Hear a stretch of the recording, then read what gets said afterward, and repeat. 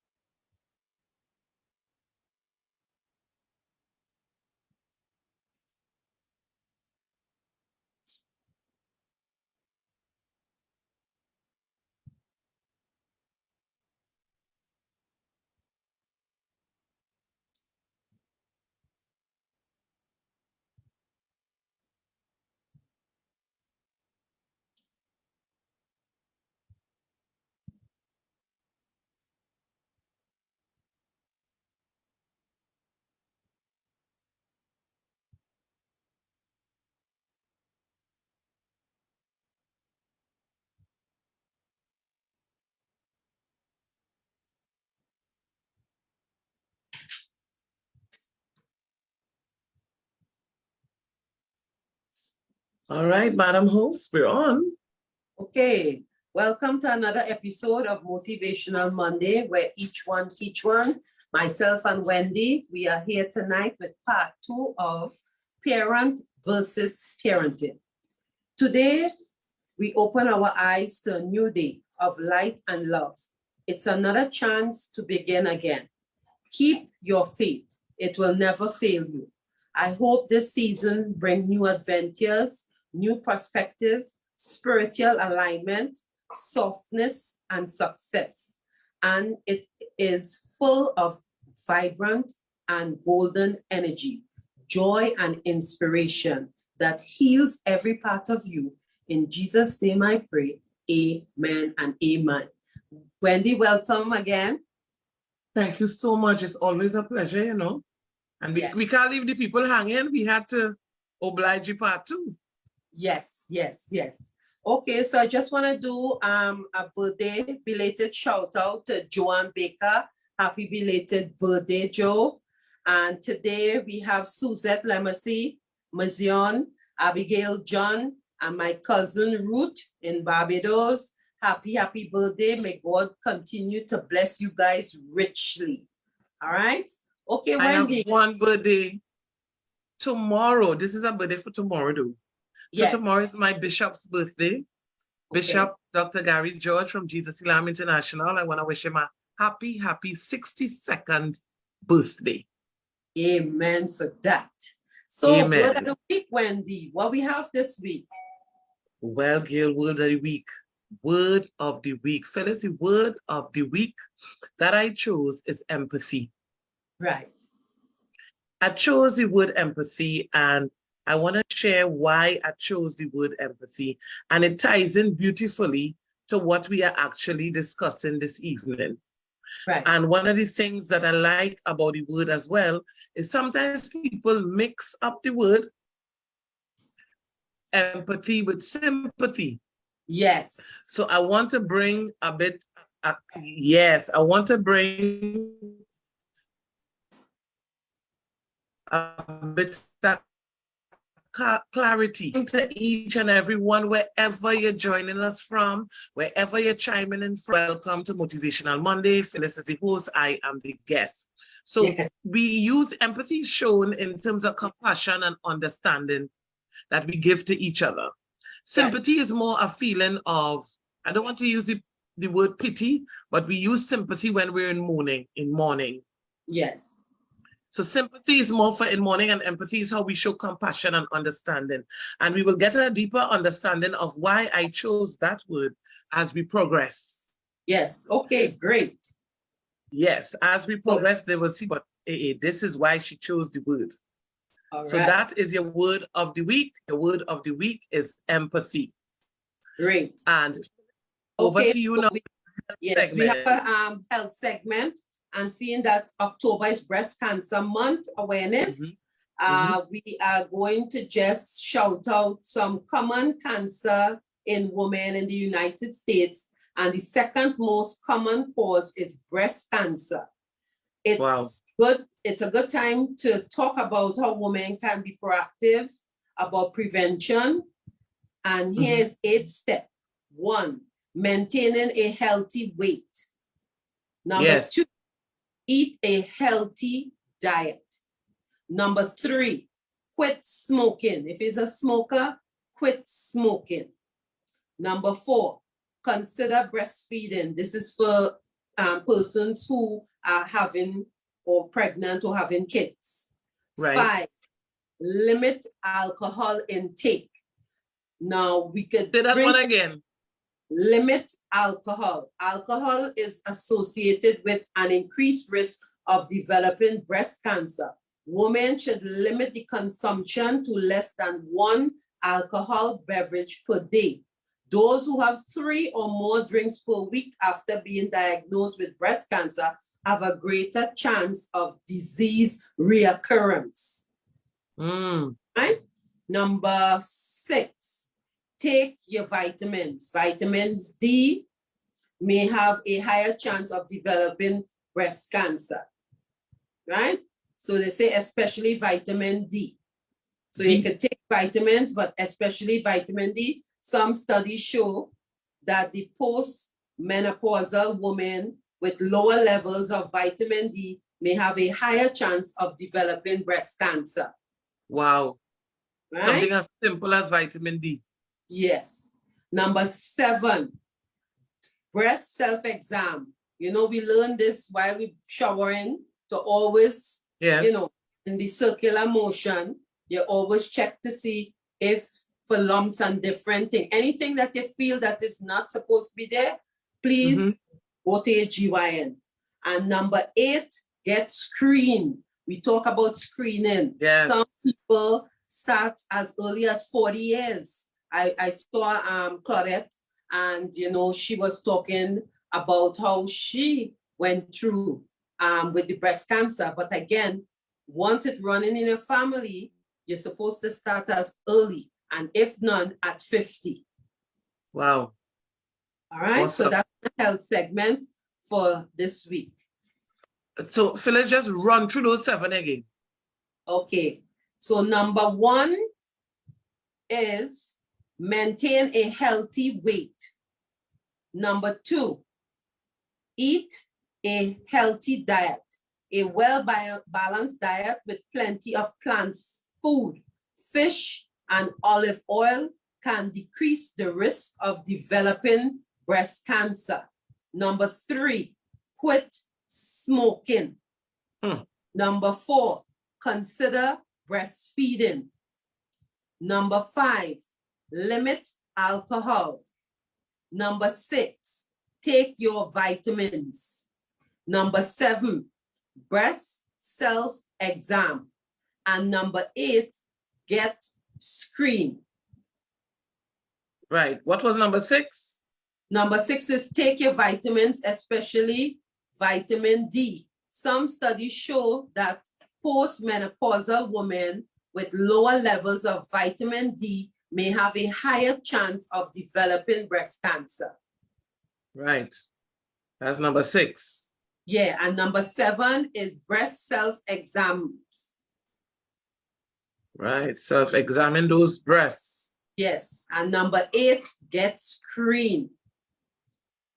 So they say in general, women age 40 to 49 are encouraged to share decision-making with their primary care provider. Women age 50 to 74 years should have a mammogram every 2 years. Talk with your doctor to determine what's best for you. So again, if you're high risk, you need to do it every year. If you're low risk, every 2 years past 50. Right. Awesome. And for those of you all who just joined, you know, there's a system in place for the program. We opened in prayer. We have the word of the week. We have a health segment. And now we are going into the recap. Yes. So for those who weren't here last week, this will be beneficial to you.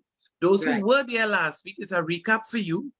We went through the 4 parenting styles, and you can see it on the screen. Yes. We had permissive, child-driven, rarely gives, pay attention, rarely gives or enforces rules, overindulges child to avoid conflict. So permissive is spoiled children. Yes.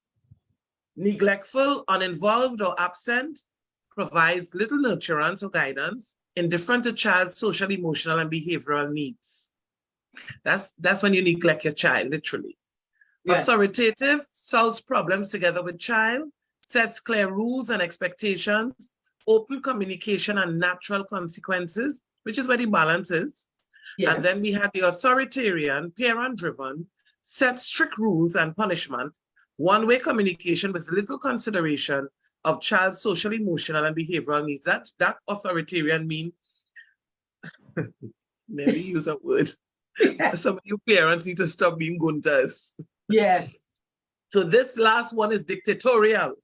So you don't want to do that. And one of the things we've asked for, so this second segment is where we highlighted the problems last week. We would have asked you all to put yourself in different categories, which one you use, when you used it, why you used it, how you use it. And remember, there is no encyclopedia on parenting. We're doing this thing based on what was given to us by example, what was told to us, what we've seen, what we've witnessed, what we made a conscious choice to choose, and what we were capable of doing. So as the young people say, don't beat up. Don't be blaming yourself for stuff. So Phyllis, we're going right into the solutions? Yes. You need pen and paper. That's the first thing I want to tell you.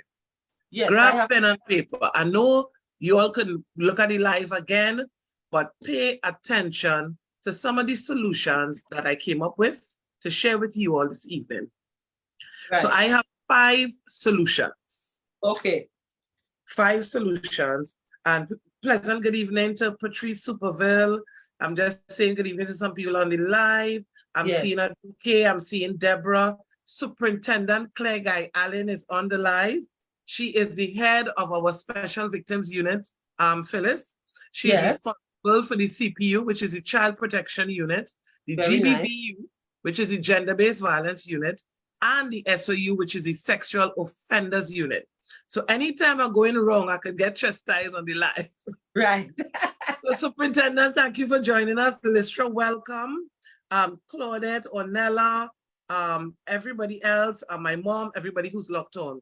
So we're going into some, now bear in mind, these are just solutions that I have found that worked because I lead an NGO called Caribbean Women Honors and Empowerment. I'm the host of A Woman's World. So I do research all the time. So we're gonna look at 5 areas where I believe will provide a solution. Good evening, Auntie Deborah. The first solution, and pay attention to the letters in red as well. Forgive yourself.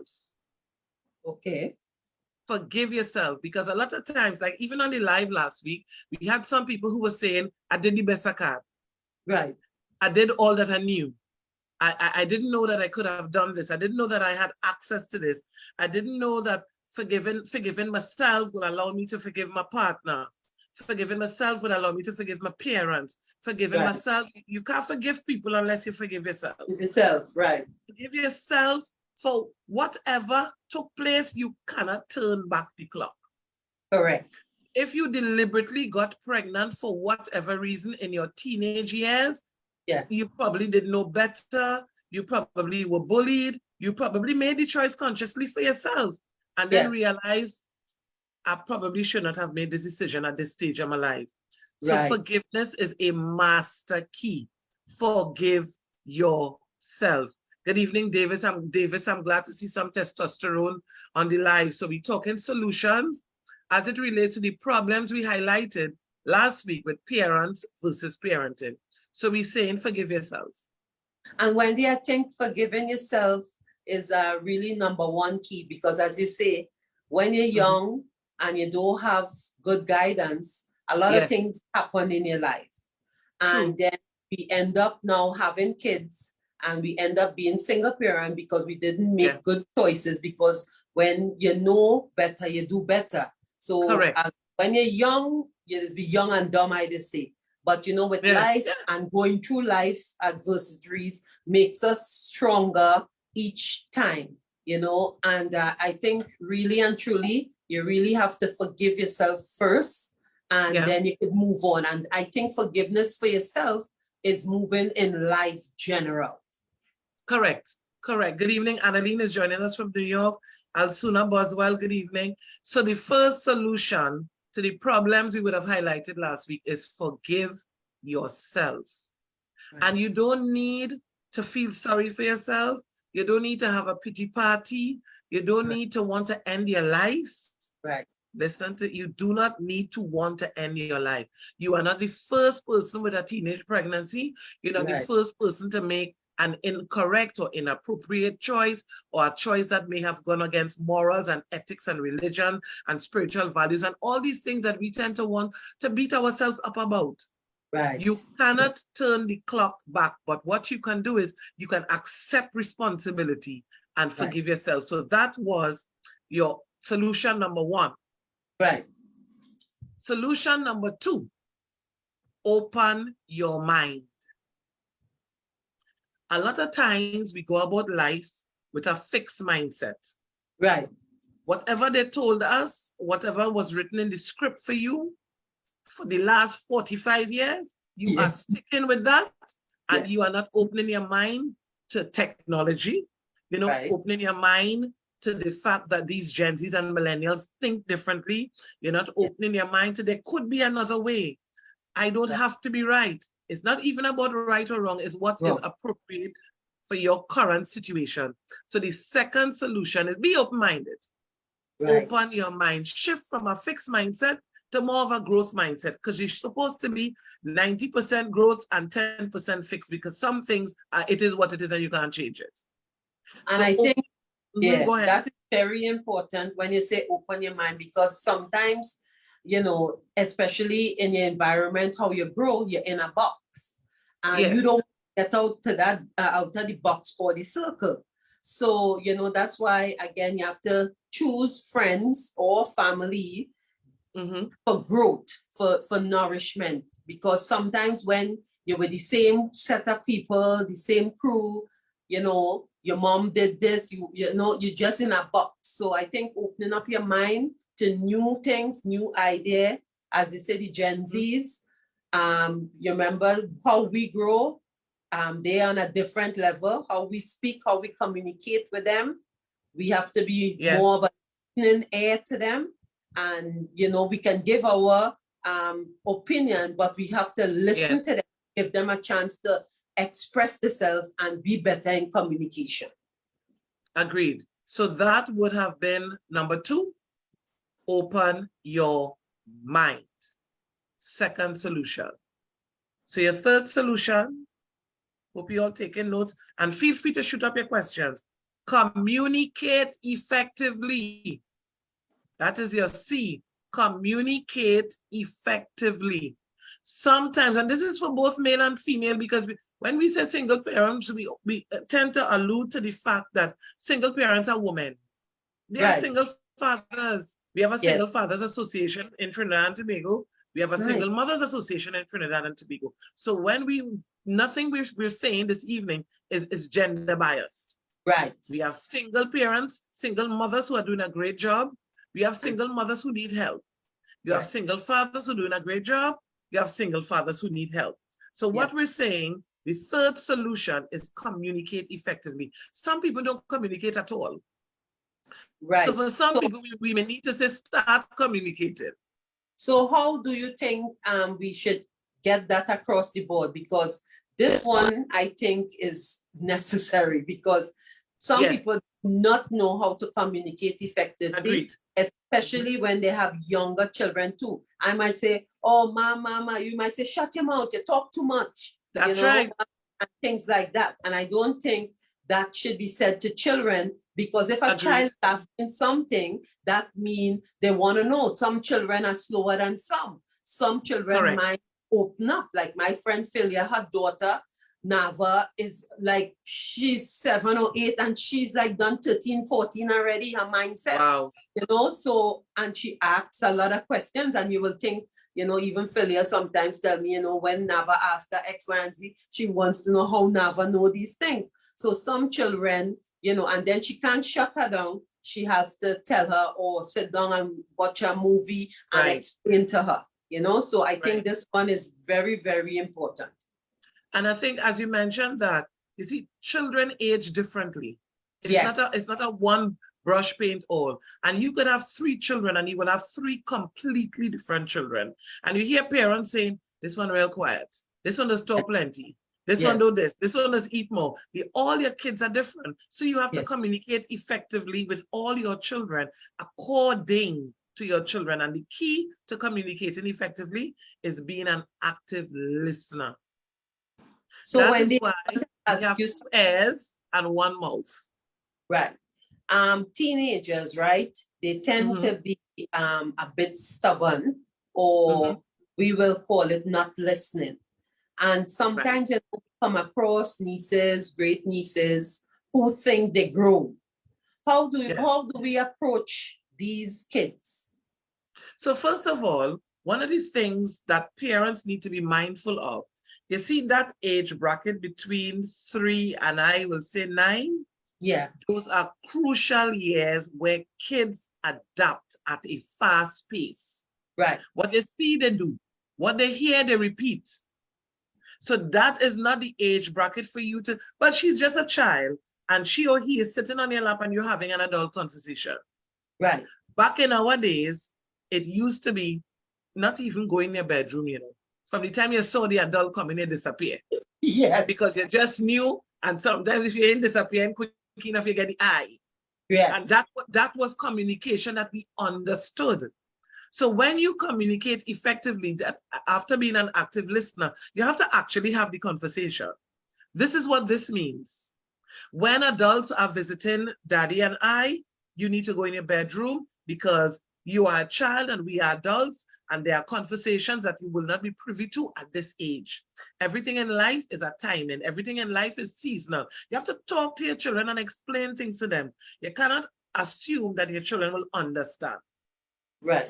And then but here the tricky part, when you have children raising children, so they are parents, but they don't have the attributes to be parenting. Right. So they will end up doing what I just described, but she's just a child. Yes. So a lot of times parenting goes wrong because parents don't have the right guidance. Right. So that there is the catch-22. It's unfortunate that some of these situations are unavoidable. Right. Because if you're a teenager and you have a child and you have no parents or no adults to guide you, what happens next? Now, this is my personal opinion. This is not a political opinion. This is not nobody being bash opinion. I really believe, and this happens in the UK. Now, superintendent will be able to guide me if it's happening in Trinidad and I'm not aware.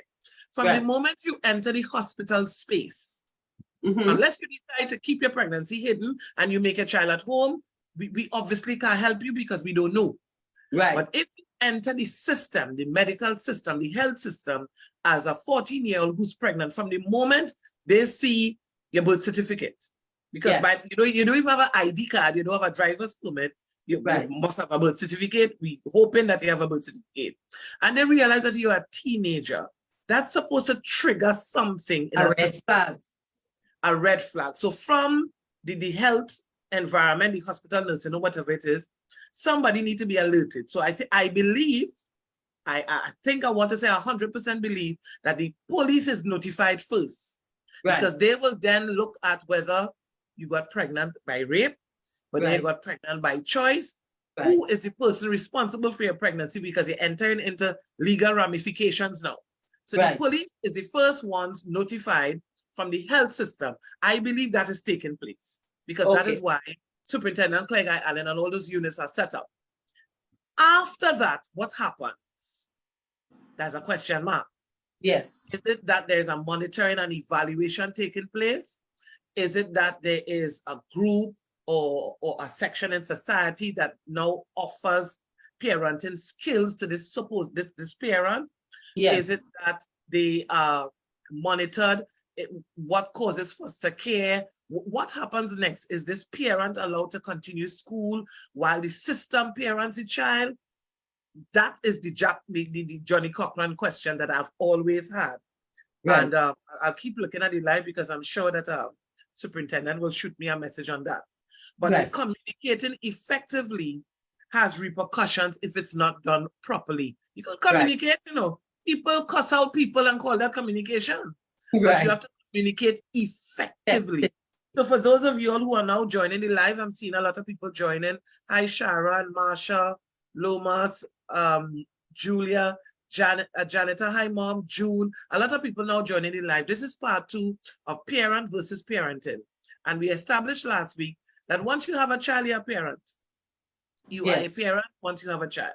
But having the skills to parent that child, which is parenting, is what we're discussing. So we have teenagers who would automatically be parents if you have a teenage pregnancy, but do you have the right skill set to parent? So we went through the problems last week, and this week we're talking about solutions. So the first solution was forgive yourself. The second solution was open your mind wide from fixed to growth. And the third solution is communicate effectively. And to do that, you have to be an active listener. And you gave a perfect example for this. Yes. Children who come home and say, Mom, excuse me, I'm busy right now. Yes. Dad, you got a minute right now while watching a football game. Yes. When you turn away children, and remember each child is different. You could have a child who is weak emotionally. Yes. And that child could easily say, let me grab my tablet until mommy or daddy finish. Right. Normal, easy. And then you could have a child who is highly offended and feels rejected. Right. And when a child feels rejected, they close up themselves. They're not open to communicating with you again because an hour later, you might say, Jonathan, you wanted to talk to mommy. It's okay, mommy.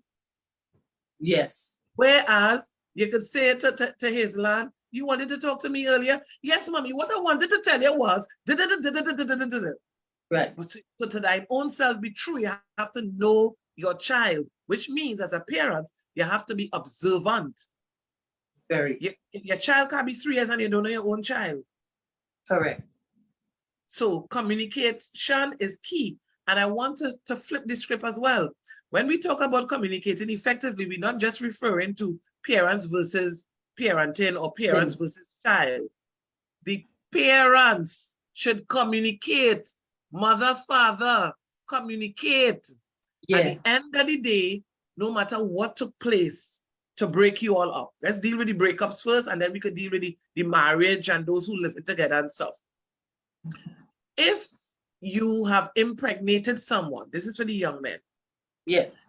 You have a moral and social right to stand up as a father to the child and not hold the child hostage because of what went wrong with you and the mother of the child. Correct. And I want to say that to mothers as well. If something went wrong in the relationship with you and the father of your child should not be denied a father because you have emotions that you need to address. Yes. At the end of the day, when you bring this child into the world, you have a moral and ethical responsibility to ensure that this child is fed by both parents. I know there are situations that are exempt. I'm not telling you to put your child in the space of a drug dealer. Right. I'm not telling you to put your child in the space of somebody who is part of illegal activities or even maybe mentally disturbed, maybe one that may hurt your child. That's not what we're saying. Take it within context, eat the meat, leave the bone. Phyllis. So I have a question for you. How do we break generational curses? Okay, for example, your mother was a dropout, your daughter she went to school, she's a dropout. You're bringing kids up now, they are dropout. So for me, I'm not seeing that this generational curse is being break with some parents, and then your daughter having kids, so you become a grandparent now, and the cycle just keeps showing the same effect. How do we try to break the general curses, especially when these young people don't want your advice, they don't want your opinion, they don't want your advice. You're not my mother, so you can't tell me what to do. Two things. How do you approach that? So this is my personal opinion again. Don't Yeah. shoot me. First of all, there's a spiritual side. Yes. Now, bear in mind, I did not say a religious side. Right. There's a spiritual side. Generational curses can be broken. Okay. There is no generational curse that cannot be broken. Right. First of all, you have to recognize it for what it is. Right. So once you identify that this is a pattern of behavior that has been trickling down generation by generation, and like somebody has to stop and say, hang on a minute. Yes. I don't want that to happen to me. Right. I don't want this to happen to my offspring. It stops here. Right. The curse, you could speak to a curse, decree a thing, and it shall come to pass. Right. You can cancel a curse just with your tongue. That's why they say life and death is in the power of the tongue. So you can break a generational curse once you understand it and see it for what it is. The other way you can flip the script is by understanding your worth. Right. Okay. I am not and I'm just using myself as an example because I am a shadow of my mother. But you can say to yourself, I am not my mother's mistakes. Right. I am not my father and his mistakes. Not because my father was a drunkard mean I need to be a drunkard. Not because my mother was into prostitution and drugs means that it's the way I should go. Right. It's a tricky situation for the mind. Right. If that's all that you're seeing, you don't know anything else. And you said it perfectly well with that quote from Oprah. Once you know better, you do better. What about when you don't know better? Right. Who comes to your rescue when you don't even know that you need rescuing? Right. Because you think that this is life. Right. You think that this is it. This is how people conduct themselves. Right. It's like teenagers that going into prostitution because their mothers were prostitutes and then their grandmother was a prostitute. And you think that this is normal. Right, right. You don't know life beyond prostitution because for you, it's normal. Yes. So we have an advantage with technology. Hopefully you're doing research and things popping up in your social media platforms, but we still have a level of poverty that exists in Trinidad, Phyllis, where we have people that don't even have electricity. Correct. In Trinidad and Tobago, there is a level of poverty that exists. We're not going to pretend and brush things under the carpet. We are here to communicate effectively as well and to give you the right information. In those remote, triple, quadruple remote areas, what do you do? We have to reach those people. Right. If they can't get to the technology and they can't get to the information, somebody has to say, let's go to them. Let's go out to them. And this is not a plug for a woman's worth, but that's where a woman's worth is headed. Right. We have the first couple episodes live on CNC3, and then I'm hitting the communities, and the rerun will end up on CNC3. Right. We're going live from the remote areas because we both are very solution oriented. Yes. We just highlight a problem, you must have a solution because we end up with a society of complainers. Oh, I'm fed up with these children. The teenage pregnancy. This one is a prostitute. The father going again. The mother was a slacker. The father is a good man, you know. And we complain. Yes. With Begonians, we complain. But who coming up with the solution? We leave it for the government. We leave it for the ministries. We leave it for the churches. We leave it for the public figures like us. We have to be part of the solution. Right. And communicating effectively is a master key. So my response to breaking those curses, understanding your worth, dealing with it from a spiritual perspective, understanding your worth, and each one help one. You say this all the time. This is your mantra. Each one help one. Yes. It's difficult to help in 2023, you know, because as you rightfully said before, you ain't my parent, you can't tell me what to do. Yes. And that may deter someone. Or it might take an old school young person like us to say, listen, I don't need to be a parent to love you. Exactly. I don't need you to be a parent to want to see a better version of you. It's words, you know. Yes. Because you can't walk up to somebody else's child and want to discipline them as though you're in a bullpen. Right. They are going to put up a resistance. Yes. You are going to make them react rather than respond. So adults as well, who understand certain things and want to help, there's a way to help. You too have to communicate effectively. Right. And use wisdom. Yes. When a child is irate, is not the best time to try to have these adult conversations. Yes, exactly. You have to simmer the thing down. I'm hearing what you're saying. I'm understanding you. You may not think that I'm understanding you, but I'm going to allow you to vent. Right. You say all what you feel you need to say. Whether I deem that to be appropriate or not is not the issue. Right. And sometimes this will be a hard pill for some to swallow. Sometimes that may come with obscenities. Right. But if that's all they know, and that's their way of communicating, at that point in time, allow them to vent. And when they have finished, no interruptions, by the way, because that turns it into an argument. Be an active listener. Allow them to vent. Say all what upsetting them, what frustrating them, who they feel to knock out, what they're feeling to do. Let them vent. And then you say, now that you've said all what you've said, and I understand you clearly, may I respond? By that time, they need to breathe because they vent so much, they need to breathe. And while they're breathing, you could then say, I hear you. This is not about right or wrong. This is about me wanting to understand you. So let's take what you just said in equal proportion. Mm-hmm. You said you're frustrated, you're vexed, you want to kill yourself. Yeah. Let's deal with that. You can't take life. What would it take for you to have a better life? If you could have anything under the sun, what would it be? Well, I don't like where I live in. My mother frustrated me. My father just hit me too much. School ain't working out. My teacher crazy. I get pregnant twice. They will have a response. You don't want to kill yourself, just so. Right. You must, and then from there you say, well, listen, let's deal with the area. If you don't like where you're living, what about where you live? Is the environment? Is it the people? Is it the what? And you start to break this person down. And once you've listened and you start to respond rather than react, you're taking this person. So this is the suicide here. This is the person. They're ready. From the time you start to communicate effectively with the right tone, and they realize somebody listening to them, they realize that somebody care, they realize, but wait, this life is as bad as I thought it was. Because this lady or this gentleman trying to help me out.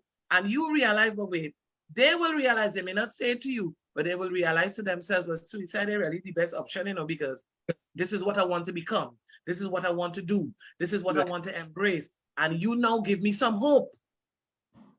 You could communicate with somebody and remove, look at the movie, somebody on top of a building getting ready to throw themselves off. Who do they send? The best communicator? Yeah, the send the best communicator in the police service or the fire service. They send the best communicator. Sometimes they call them negotiators, but they send the best. Yes.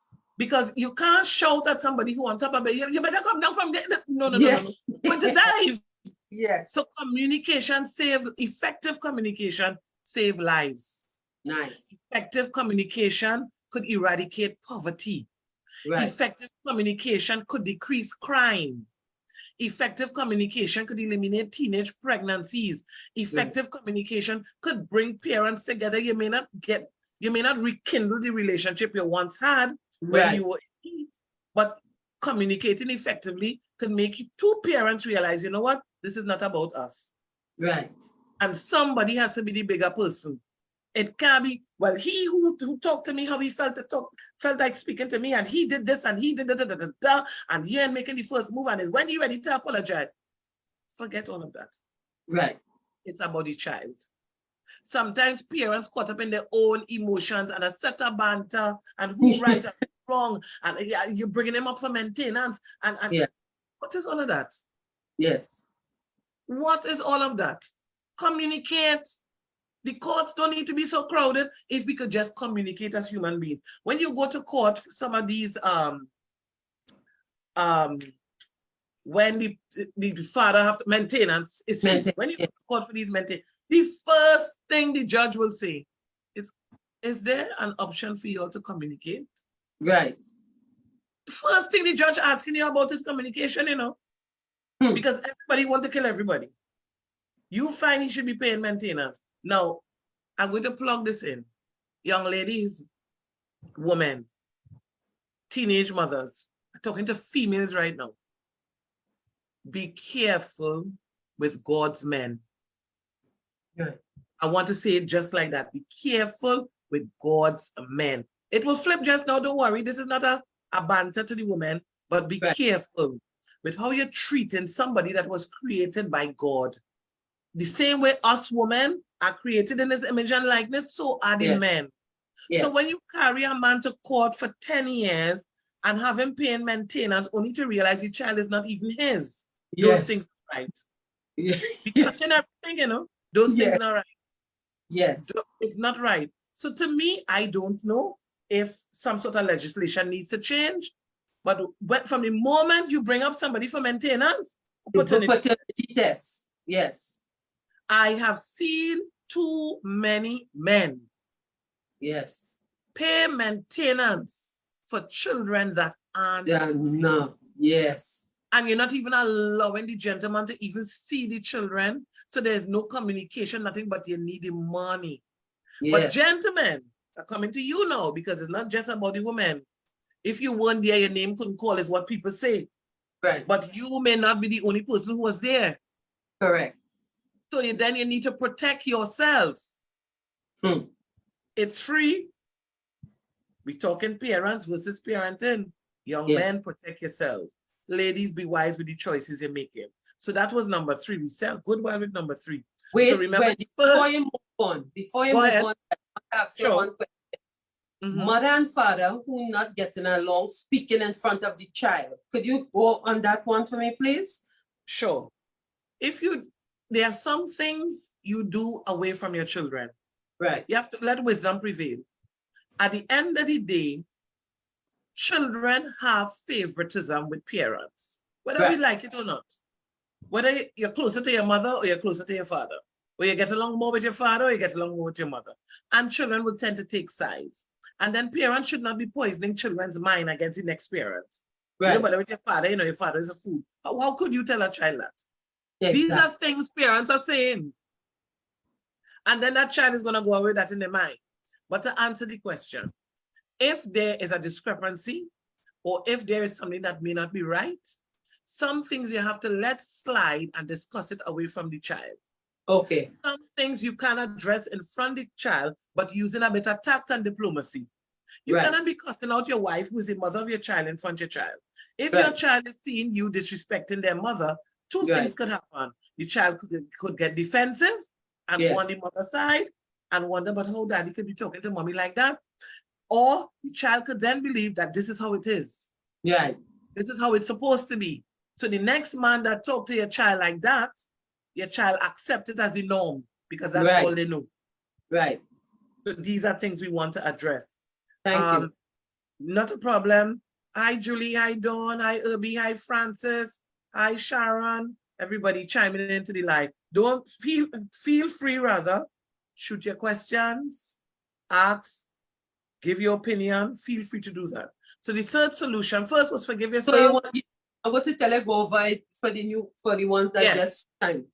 So the first solution was forgive yourself. The second was open your mind. And this is number 3, communicate effectively. Now, here comes number 4. This one has some problems. Understand that as a parent who may or may not be parenting effectively, understand that you may not always be right. Right. That is a big one. Yeah, they have this thing, well, I am the mother, listen to me. I am the father, listen to me. I get that you are the parent and you have some level of authority as the parent, but try to understand your kids more. This is not back in the 60s, 40s, 50s. Understand your children. Understand them. They aren't perfect. Your title doesn't make you right. Because you are named mother or father does not make you right. Now, we're not saying that there should be a banter with who's right and who's wrong, but try to understand your children and their way of communicating. Try to understand how they say things. Watch their body language. Right. A 3-year-old child who is about to sit and is sitting guardedly, taking extra time to sit, trying to sit on the side, could mean that there's a pain somewhere. Right. That could mean that your child may have been abused. Wow.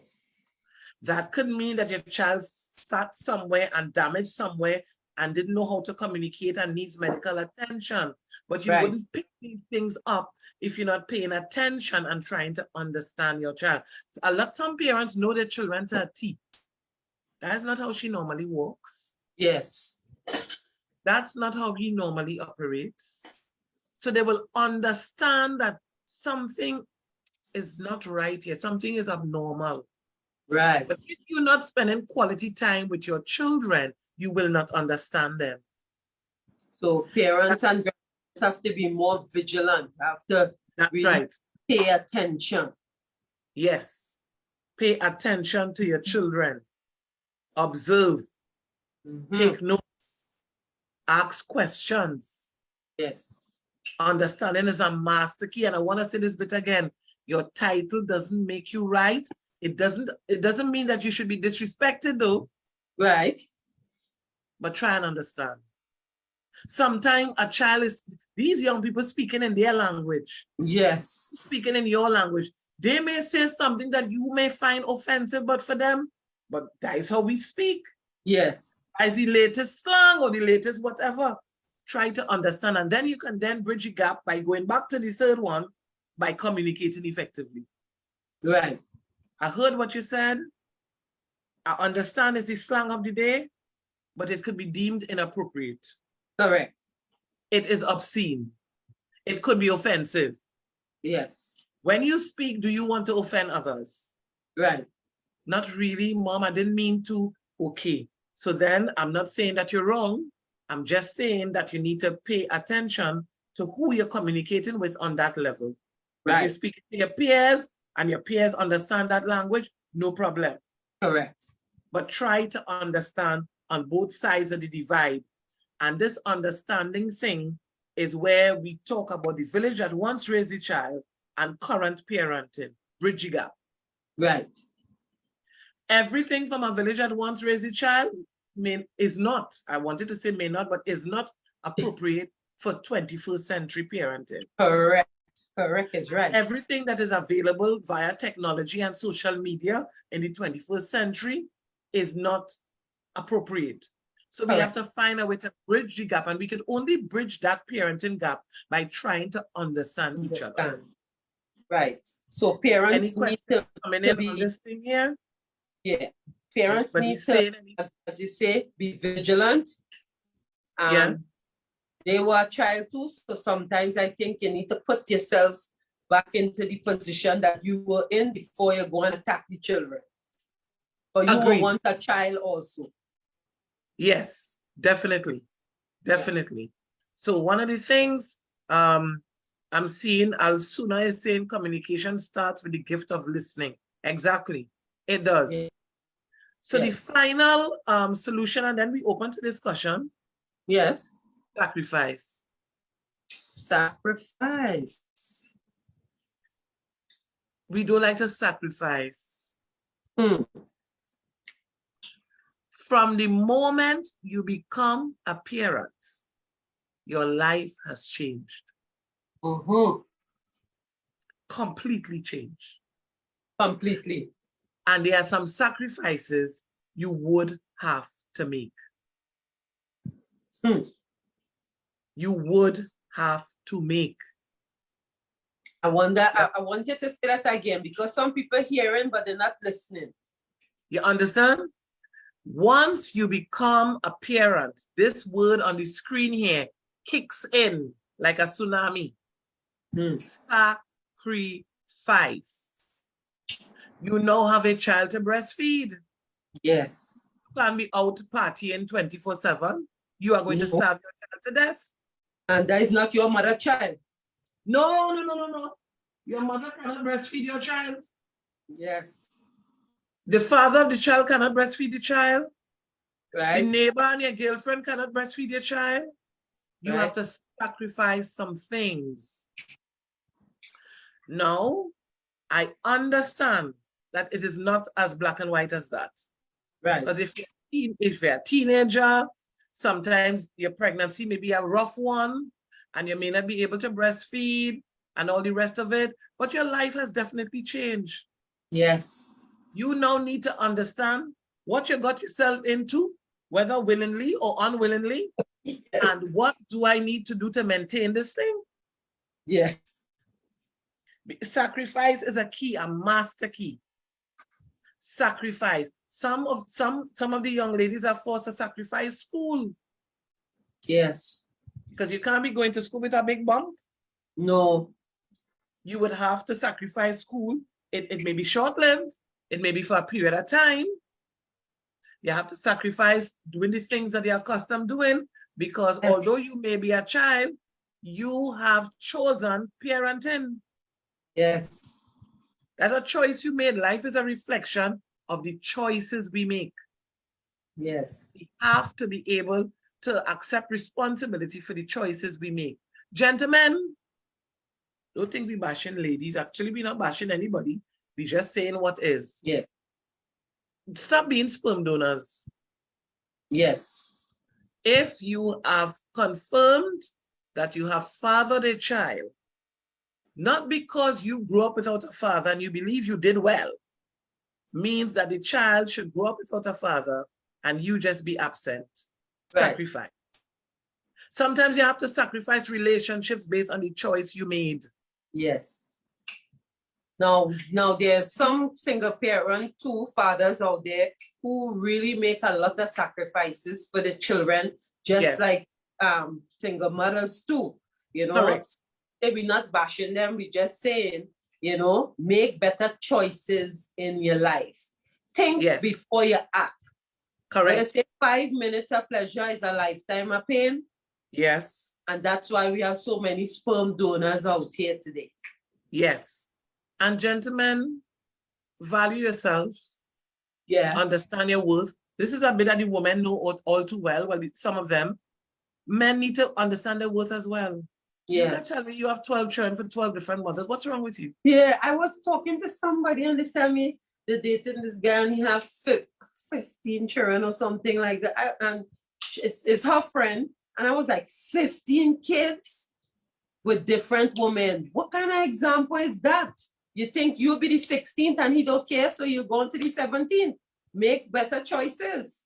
And not just being the 16th, you are now a stepmother to 15 and have to deal with 15 baby mamas. Yeah, exactly. When you get involved in a relationship and you get involved with a man, you get involved with the children, it's a package, you know. The package. Unless he is a single man, there is a package.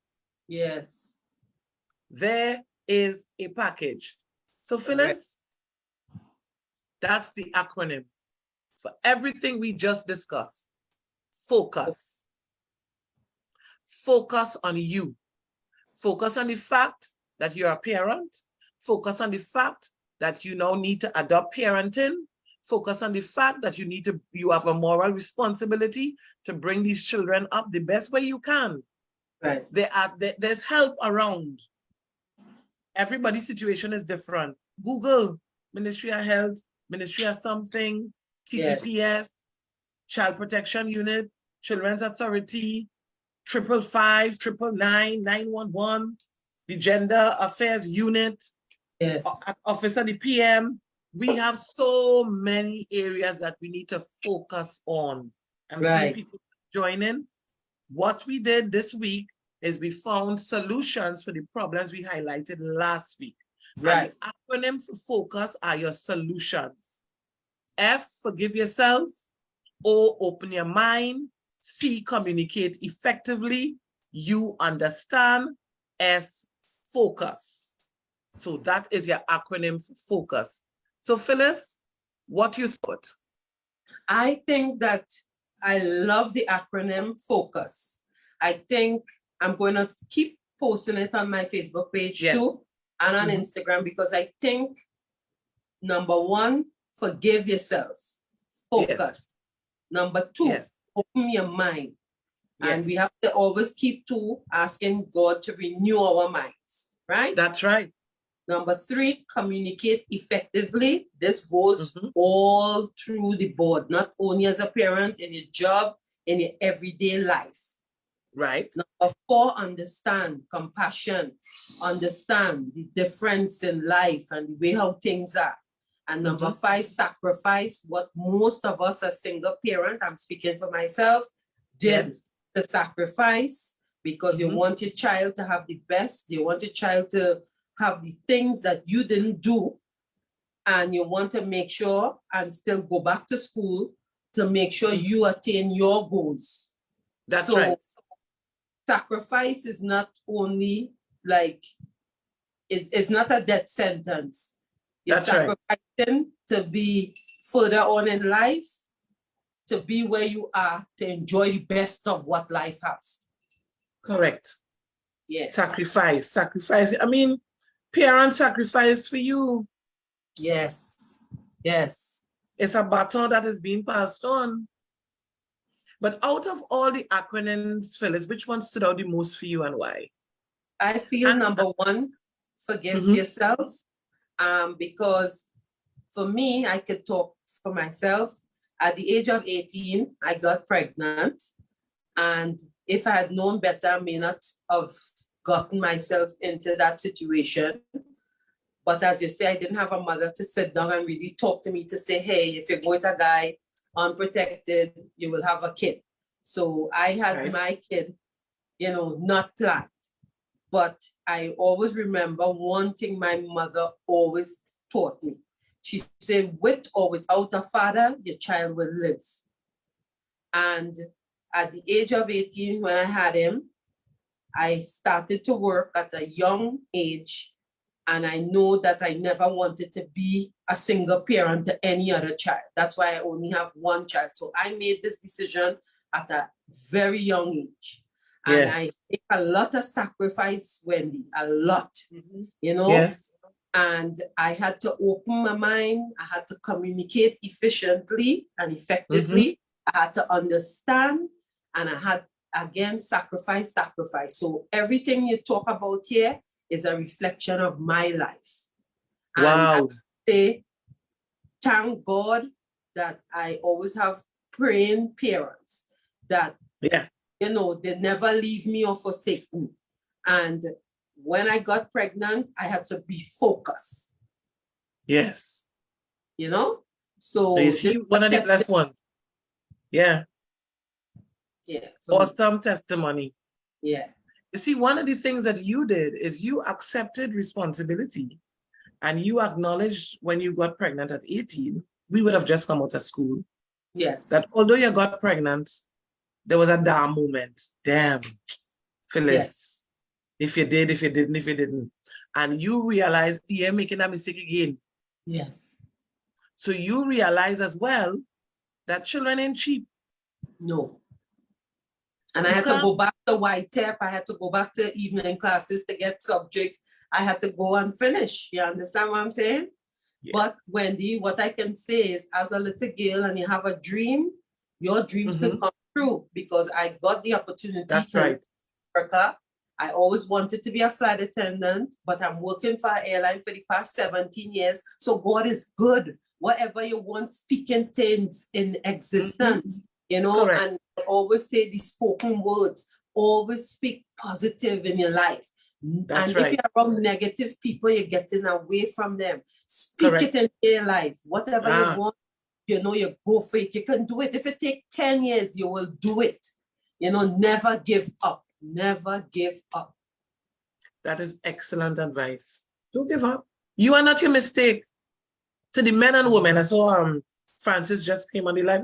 I like when men come on the live, So welcome, Francis. At the end of the day, you are not your mistake. You can't turn back the clock, ladies and gentlemen. No. We all make mistakes. None of us. Phyllis and I, those on the platform, those your neighbors, nobody's perfect. We make mistakes. What do you think attributes to repetitiveness? When somebody could make, I'm not referring to children as a mistake. The choice may have been a mistake because the children is not the issue, it's you and your timing and your choice. What do you think attributes, for example, to a mother who's single, according to my grandmother, the skin on your bottom is not your own, and you have 9 children? I would say that's lack of self-esteem and lack of education. Because when you know better, you do better. If you come out from poverty, you don't want your 9 children to go through poverty. At least you will hopefully you will be on 1 or 2 and just say, you know what, let me try and struggle with these. Let me take them to, let me pay for dance class, soccer, guitar, whatever the children want and like, and they can excel in, you put them in that and make your sacrifices. I find parents now not sacrificing and they're not doing nothing with the kids. The kids just home, be on the tablet, they're not communicating. They have nothing like that anymore because they're not making the sacrifices. Again, general curse too. You understand? You got to break those general cycle curse. I don't understand it. Agreed. This has been an amazing session. I see it's 8:59. We're on time. Yes. Amazing session. Thank you for having me for 2 consecutive weeks. You get double whammy. I know, right? You get double whammy. You had me for 2 consecutive weeks. We are going to download the live. We're going to share the live. We're going to upload it on YouTube. And this was an amazing session with parents versus parenting. Thank you for having me, Phyllis. Do we have any questions from anybody on the live before we wrap up? Yeah, Wendy, I just want to say, it's always a pleasure having you on the live. And yes, last week we had about 700 and something viewers. Thank you so much. A lot of people view. We had a lot of people share the page, and I just want to say thank you and continue to be the force that you are. Continue that the walk that you're walking, Wendy. You may not see it, but you are a perfect example that others follow it. Kudos, and I know your reflection of your mom, so I know your mom and your dad did a terrific job with you, and just keep on doing what you have to do. Spread the word. Somebody out there must get something out of it, out of the viewers tonight, Thank you so much for that. I'm really humbled. And, you're in New York. Well, you live in New York because you're not there right now. I'm in Colombia right now, Medellin. All right. Well, she tell you all where she is. Yes. And you do your Motivational Monday, your Monday Night Live from New York or whatever part of the world you're from every Monday. Yes. I do my stuff. So A Woman's Worth is on a Wednesday on CNT3 and on Facebook Live. Right. The people who know me and watch me may not be the people who know you and watch you. Correct. There's room for everyone to have a voice. Yes. And I could tell you all this. We on the live, I've known Phyllis all my life. We went to school together. There's never, ever been a competitive spirit between us. Never. No. Never. No. Phyllis doing her thing. Once I'm free, I jump on Phyllis Live. I'm doing my thing. Once Phyllis free, she jump on it. Phyllis put up something, I will share it. I may not even be available to watch it the same night, but I share it so that somebody else could grab. And vice versa. Women, amen. Collaborate. Yes. You might have a neighbor that need a little mothering advice, some sort of nurturing. Collaborate. Forget the competition. All of us are different. So I want to say a heartfelt thank you. Even though, Wendy, they don't want to talk to them, they can always get send them the YouTube message. They will watch. Definitely. Watch these things. Share. And anybody can inbox the page as well. Inbox the page if you want to ask a question, if you want to join. Somebody might say, how can I help? How can I help these young women? Thanks, ladies. Great topic. Each one help one. Diane Wilson, Francis, you're more than welcome. We're wrapping up literally. And just a bit of information for those of you all who are on the live. I am just going to put the tag of the NGO that I lead because I know a lot of people have been asking. That's it right there, Caribbean Women Honors and Empowerment, the Trinidad and Tobago chapter. That's what we need to do as women, fix each other's crowns. Amen. Yes. Yes. Amen. Fix each other's crowns. That's exactly what we need to do. So that's the NGO that I lead, where we help women who suffer from gender-based violence. We have a lot of parenting workshops. We do so many different things. We have our event coming up on the 11th. Let me plug my event. On the 11th of November, we are honoring Superintendent Claire Guy Allen, who is the head of the Special Victims Unit, which comprises of the CPU, which is the Child Protection Unit, the GBVU, which is the Gender-Based Violence Unit, and the SOU, which is the Sexual Offenders Unit, doing amazing work across Trinidad and Tobago for our little girls and boys, our young ladies, our gentlemen, everything. Come out and support. Inbox me, tell me something, do something, buy a ticket, support. Phyllis, all the best. God richly bless you. Thank you to Superintendent who is on the live as well. And everybody else who joined, you're more than welcome. I'm saying thank you for this empowering session. It has been an amazing evening. Thank you all for the support. Each one, fix somebody crown. Teach one, fix a crown. Fix a crown. That is your fact. FAC, fix a crown. God bless you all. Have an amazing evening. Phyllis, we will chat. God bless you. Bless